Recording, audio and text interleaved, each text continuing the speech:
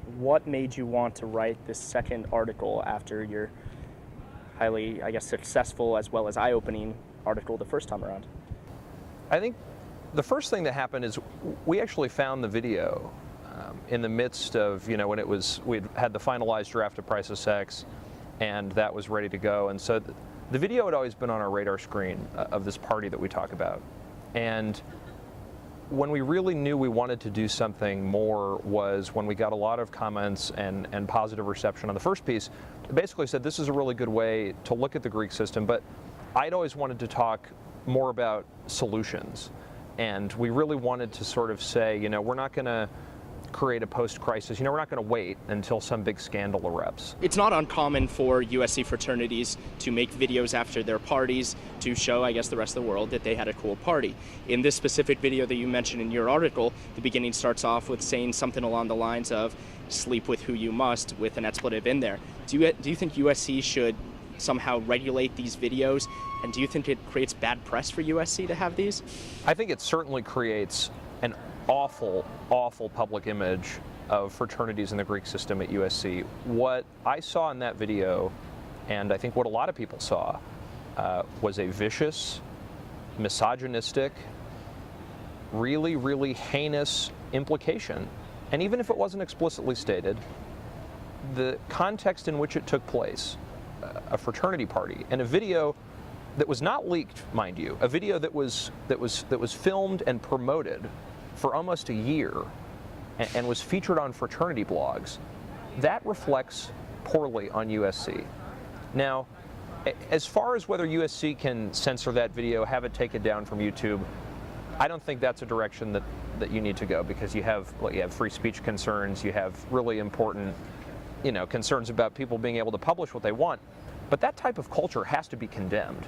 And USC administrators have a duty to reach out to the fraternity and to make public statements that say, look, we're not going to censor our student speech, but this kind of stuff reflects extremely poorly on our university and is extremely, extremely offensive to young women in the Greek system and to young women overall. To make them the object of a party, as I think that video very clearly does, is not the message we should be sending. But do you think that the culture of, I guess, individual fraternities or the fraternity system as a whole creates a culture of sexual assault? A lot of people might say, well, sexual assault is the choice of one person to do that, and if a fraternity is found to have committed sexual assault, it's not the fraternity, it's the individual that did it. I think that the most compelling explanation of the system to me is that people don't walk into the Greek system and come out with a higher propensity to sexually assault women. I have a lot of good friends in the Greek system, and I know them to be good people, and I know the majority of people in the Greek system are good people. But what the research shows, what the lived experience of women shows, is that fraternity parties are uniquely poor environments for serial offenders to do really bad things. But I don't think it's fair to label anybody that wears Greek letters as having a higher propensity to commit sexual assault. I think that's certainly a bad interpretation of data that just says, hey, these are bad social environments in a lot of cases. In the recent AAU campus climate survey that USC participated in, and I quote, approximately 60% of survey takers thought it was very or extremely likely that campus officials would take a report of sexual assault or sexual misconduct seriously. That means 40% believe that it wouldn't be taken seriously. That's a pretty high number. It is.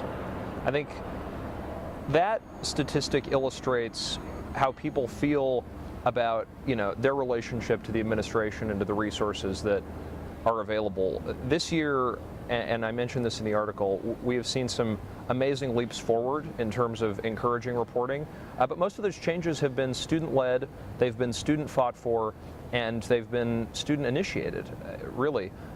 We now have this great new outreach program through the Center for Women and Men, which connects peers that are victims or that have experience with gender-based violence to current victims.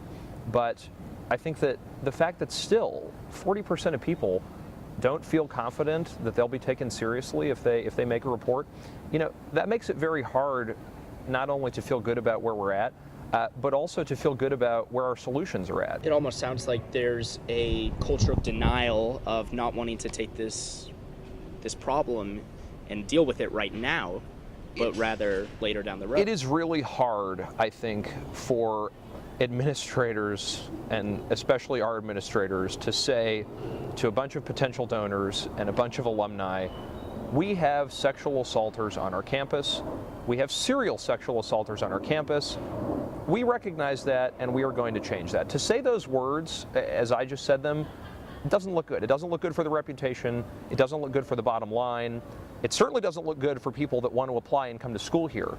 But unfortunately, we're not on Mars, you know, we're in this with a lot of other people and a lot of other colleges. At the end of your article, you say you dedicate it to the survivors of sexual assault. What do you hope that USC does for these survivors and the potential victims in the future? USC has to stand up and, on an institutional level, say no more.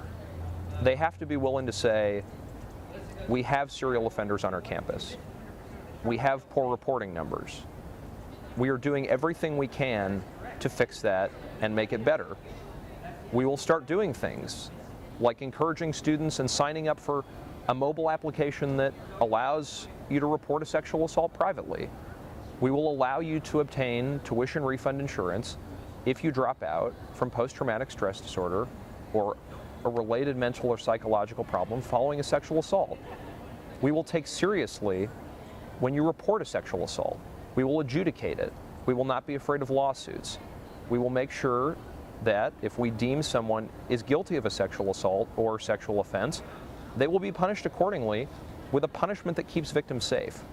And finally, to the victims and to the survivors and the potential victims, USC has to say, we will take a strong, independent look at our Greek system because we know, based on data and based on the culture and what the student body is telling us, that it is a disproportionately responsible institution when it comes to sexual assault.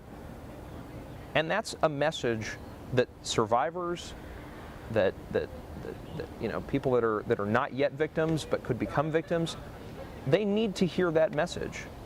And it's one that right now we're not delivering.